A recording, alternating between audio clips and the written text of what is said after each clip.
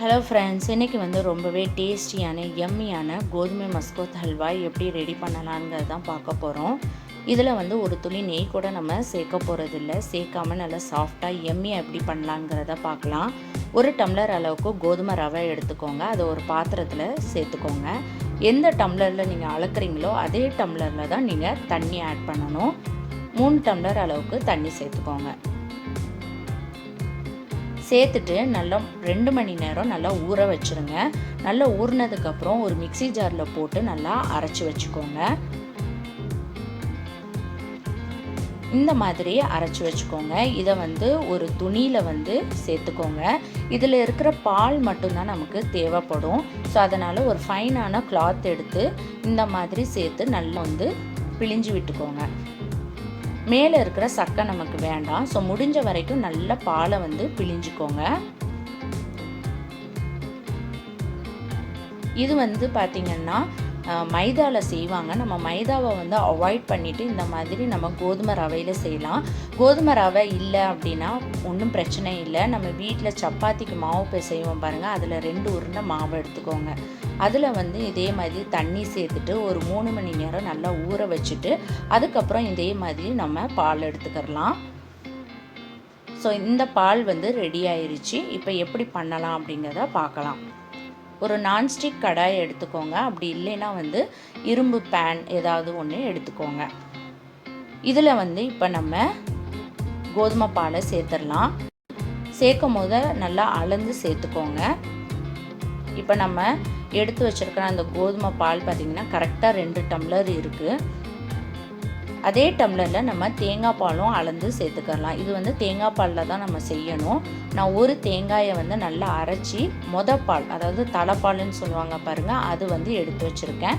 அதில் கிட்டத்தட்ட பார்த்திங்கன்னா 2.5 டம்ளர் வந்திருக்கு. அதை இது கூட நம்ம சேர்த்துக்கலாம்.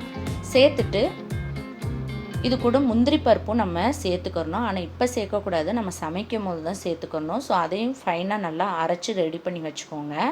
இப்போ அதே டம்ளரில் பார்த்திங்கன்னா ஜீனி நம்ம சேர்த்துக்கலாம்.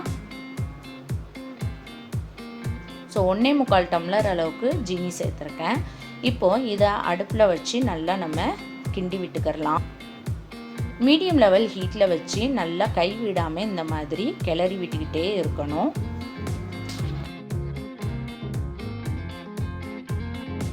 விடாமல் நல்லா கிண்டி விட்டுட்டே இருங்க. ஒரு 10 நிமிஷம் கழித்து பார்த்திங்கன்னா லைட்டாக கட்டியாக மாறும். இந்த டைமில் முந்திரி பேஸ்ட்டை சேர்த்துக்கோங்க.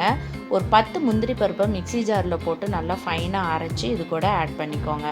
ஆட் பண்ணிவிட்டு நல்லா மிக்ஸ் பண்ணி விட்டுக்கோங்க.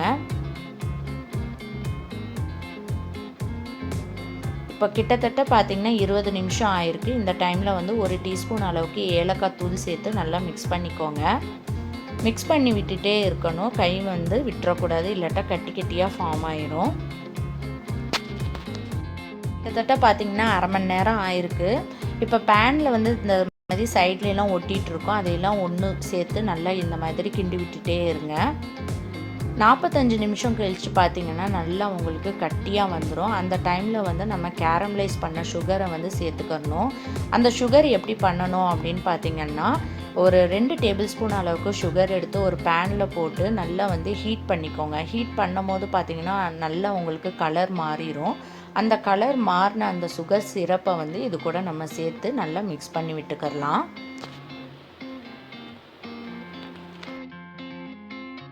இப்போது ஒரு ட்ரே எடுத்துக்கோங்க. அதில் 2-3 சொட்டு நெய் சேர்த்துக்கோங்க. சேர்த்து நல்லா க்ரீஸ் பண்ணி ரெடி பண்ணி வச்சுக்கோங்க. இதில் தான் நம்ம அந்த ஹல்வாவை சேர்க்க போகிறோம். அதனால் க்ரீஸ் பண்ணி வச்சுக்கோங்க. இப்போது ஹல்வா எப்படி இருக்குங்கிறத பார்க்கலாம். கிட்டத்தட்ட பார்த்திங்கன்னா 50 நிமிஷம் ஆயிருக்கு. பாருங்கள், நல்லா பேனில் எதுவுமே ஒட்டலை, நல்லா ஒன்று சேர்ந்து வந்திருக்கு. இந்த டைமில் ஒரு 10 முந்திரி பருப்பை நல்லா உடச்சி இது கூட ஆட் பண்ணிக்கோங்க. சேர்த்துட்டு நல்லா மிக்ஸ் பண்ணிக்கோங்க. இதோட பதம் எப்படி இருக்கும் அப்படின்னு பார்த்திங்கன்னா எண்ணெய் பிரிஞ்சு வெளியே வர்ற மாதிரி இருக்கும். ஸோ அதுதான் கரெக்டான பதம்.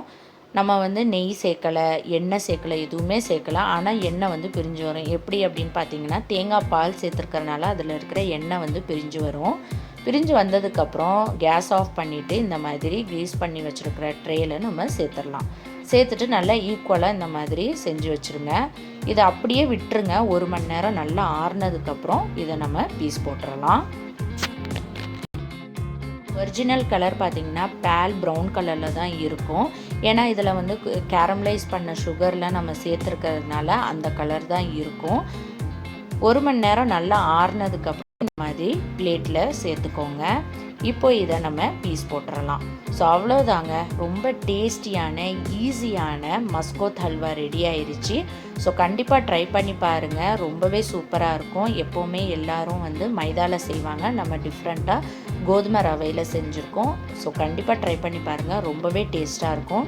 ட்ரை பண்ணி பார்த்துட்டு எப்படி இருந்துச்சுன்னு மறக்காமல் கமெண்டில் சொல்லுங்கள். இந்த வீடியோ பிடிச்சிருந்துச்சுன்னா லைக் பண்ணுங்கள், ஷேர் பண்ணுங்கள், மறக்காமல் சப்ஸ்கிரைப் பண்ணுங்கள். தேங்க்யூ.